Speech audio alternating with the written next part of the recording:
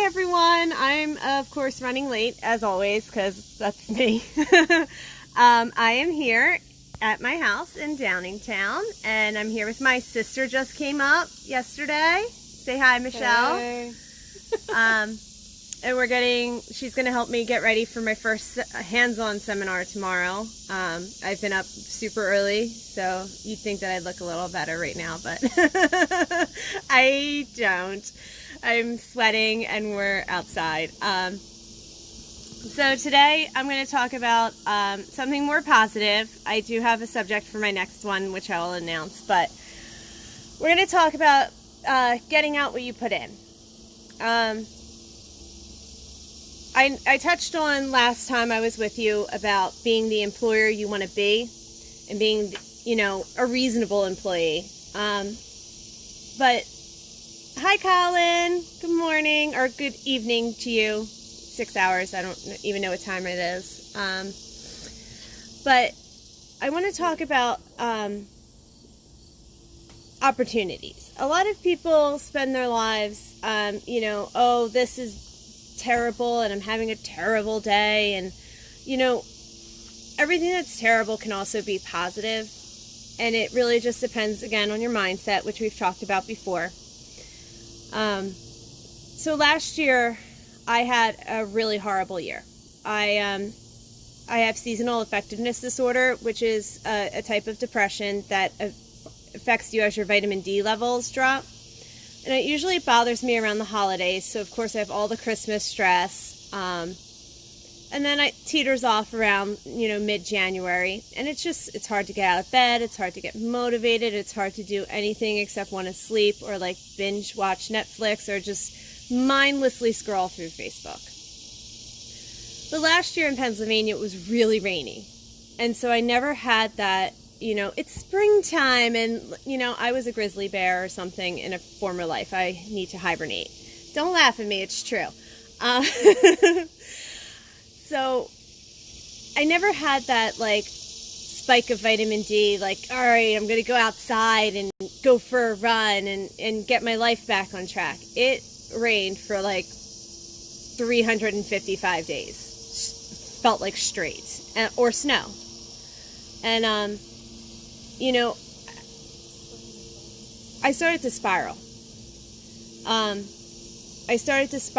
And everything was terrible and everything was overwhelming, and I wasn't putting anything good out in my life, so I wasn't getting anything good back, and it just kept going on this vicious cycle.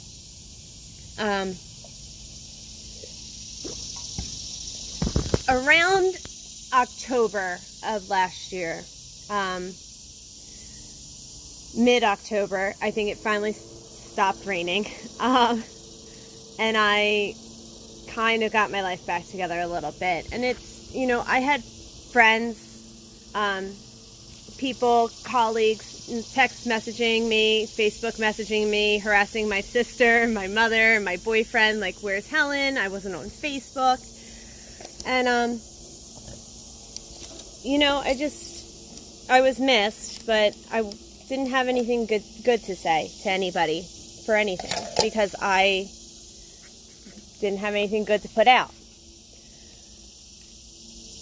So around October, I got my life back together a little bit, and at least not together emotionally, or mentally. Well, there's a long path to that with all this anxiety. But I just drug my butt out of bed, and I went to the New England Grooming Show. And I competed in every class there, and I did not place at all. But I went back and I did what I loved, and, so many people were like, it's so nice to see you again, I'm so glad you're back in the ring, and this, that, and the other thing. And what's I found funny, just a little funny, I had competed earlier in the year. I competed at Intergroom. I competed at Hershey. I went to Atlanta. I always go to Atlanta. So it's not that I had completely disappeared off the face of the planet. It's just that I wasn't me. And So when we get in these cycles of thought and everything's terrible and we're yes, I'll make it public, Colin, so you can share it. But when we get in these cycles of dealing with stuff in our minds, it manifests into everything else. So things that are an opportunity seem like a problem.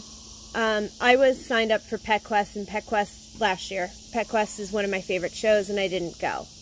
And I found a very valid, but also not an emergency excuse not to go. Joe's mom, my boyfriend's mom, had a small cardiac episode. It wasn't a full-on heart attack. It was, palpitations or an abnormal arrhythmia, which is scary. But she wasn't going to die, and thank God. But I used that as an excuse to take away from my life, because it was just easier. It's just easier to hide sometimes.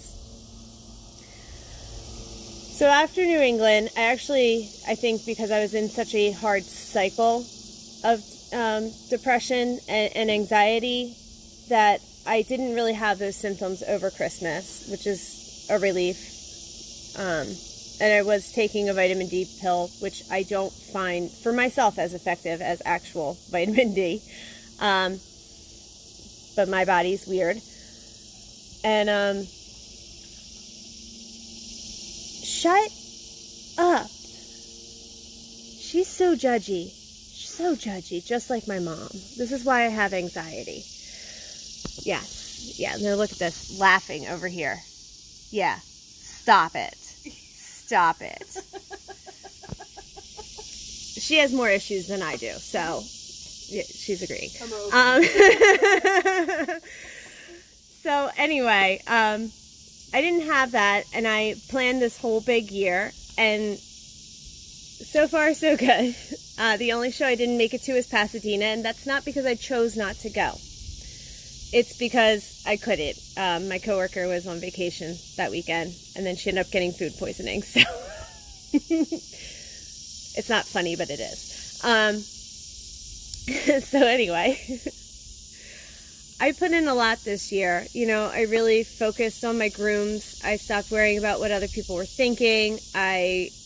I'm back on Facebook, but I'm doing it in a more positive way where I'm trying not to Facebook argue with people, where that used to be my contact sport. I'll give my opinion, but I will not keep going back and forth with things, because it's an energy drain, and I only have so much energy. I only have so much emotional, to give, and I need it for me. And that's okay. Because our jobs are emotional and stressful, and they take a lot of energy, mental, physical. It's a very taxing life, being a groomer. But I started taking my energy and putting it back into me. And then I had some, to me, pretty disappointing news. Something that I had been kind of eyeing up as an opportunity for myself was given to someone else, and nothing against that person. It's just that I had been working on that for years, and I it was like a gut punch when I saw how it played out. It's fine because other things will come, but I took that negative energy from that experience, and literally the next day I decided that I was going to have a hands-on seminar with my friend Liz. And Liz is my grooming best friend. And we're very close regionally and, thought process-wise and all of that. And I called her up and I was like, hey, we're doing a hands-on seminar. I'm going to figure out where we're doing it and when. And she was like, okay. And I just took all that disappointment and anxiety and negative feelings, and I poured it into my work. And this is my first real hands-on seminar, and it's completely sold out. And I'm really excited about that. We have a seminar-only part and then a hands-on, and yeah, no, all the spaces are filled, and we thought we were going to get like 10 people maybe. So that's really exciting. And then I'm up for Barkley Honors. I'm up for this, which is part of my blog, HellenProblems.com, is the written half. And that's where I've really been pouring a lot of the negative feelings every time that I feel a lot of anxiety and I can't function and I feel like I'm getting stuck back in the drain. I go and write about it because I feel like a lot of us experience these emotions and feelings, and it makes you feel alone. And I write about it to make myself feel better, but also in case somebody else is experiencing that they can, know they're not alone. Like, you're not crazy. It's just life. It's part of the human condition. And I got my first group placement this year, but I've started to channel everything negative into a positive opportunity. This didn't happen for me, but that's okay, because I'm going to work harder and I'm going to change my idea and I'm going to do this instead. I'm going to take all that energy that I put into this that hasn't worked out and I'm going to switch my lane. And it's really important because there's times where you want everything to go your way and it's not going to, and you need to remember that even though it seems like a disappointment, it's really another opportunity. Like, something better is going to come along. And I see people in the ring and, they lose or they don't place, because you're not a loser if you get in the ring. No matter your skill level or how close or how far off you are, you're never a loser, because you're always learning.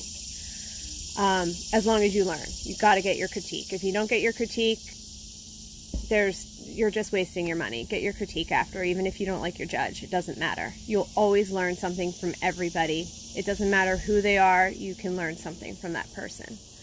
And I forgot my train of thought. I'm big on getting critiques. I hate when people don't get their critiques. It makes me so irritated. And I know that that's kind of a snobby thing to say, but that's really what you're paying for. But anyway, so taking any losses or any, non-placements or any kind of disappointment like that and saying, I'm going to use this energy that I'm feeling right now, and instead of drowning in it, I'm going to focus it onto working harder. Because you only get out what you put in. It can be manifested. Like, when I teach somebody something or I try to help somebody online, I have to think about the things that I'm doing. And I get back from them a better understanding of myself and what I am doing, because I have to break it down. And sometimes they don't understand, and I have to try to think of a different way to explain it. And I think that all of those connections that we make between people and between thoughts and ideas and the way you do things are very important, and that's when you get stuff back. And so it's hard. I mean, I disappeared for basically a year because I felt like I had nothing to give. And it's hard when you feel like that to know that you do have something to give. So no matter where you're at in your career, your life, it doesn't matter if you're going to the grocery store. If you hold the door open for somebody there, I mean, they're automatic now, but let's say it's a corner market, that's going to come back to you later on, because you've started off a chain of positivity. And it's eventually going to come back around to you, because it's like waves. So I think that's my spiel for today. Thanks everyone for watching. But just remember, you're only ever going to get what you give. And you can't take more, because eventually you're going to be that emotional drain on somebody else, and it's going to spiral, and then you're going to be the negative presence in a lot of people's lives. That's how you become a negative person, is you take and take and take and you don't give. And a lot of people don't realize that behavior until it's too late. So if you are finding your friends are pulling away from you, or people are not talking to you as much, like, really look inside yourself and be like, what am I reflecting out? And I'm old, so I've did not have these points of, this is life lessons here. You know, when I was in my 20s, I was probably a very big negative drain on a lot of people. So, but it's coming back around. I'm trying to be better, and that's all we can do is try to be better people. So, okay, now I'm really done. So next time I will be doing a live stream. It's before Hershey. It's I'll actually be in Canada for it at Master Groomer, which is very exciting. Getting all of my little fine details done now. But I'm going to be talking about trade shows, and this is not just a groomer problem. It's an every industry ever that has men and women in it problem. But there's some tips that you need to know for the after hours activities, safety wise, because there's some seedy stuff that goes on, and there's some predatory behavior on both sides. And again, it's all industries, it's all trade shows, it's anywhere where professionals get together and they cut loose because it's a big party weekend. And I'm guilty. I will tell you some stories about Atlanta Pet Fair and the sailors, but that'll be in 2 weeks. Next week is Barb Hoover. On October 20th, I'm doing a webinar workshop on positiveed.com, and it's all about being the bark of the town. And that is how to make great first impressions, and keep that first impression going to make your clientele grow and attract the clientele that you want. I'm also speaking at Hershey and New England and Pasadena. New England, I'm doing the short but not shaved and other things owners say, and it's about your check-in process and how to, it's part of the mixed breed series. That's on Friday. And at Hershey, I'm doing my grooming in the island of misfit dogs. Why are you laughing at me? Cute. I know it's cute. I'm adorable. You're adorable. Thank you. I love you. Yeah. This is why I don't hang out with my family. They're mean. And yeah, so everybody enjoy your Sunday, and I will see you in 2 weeks, and Barb will be back next week. Bye.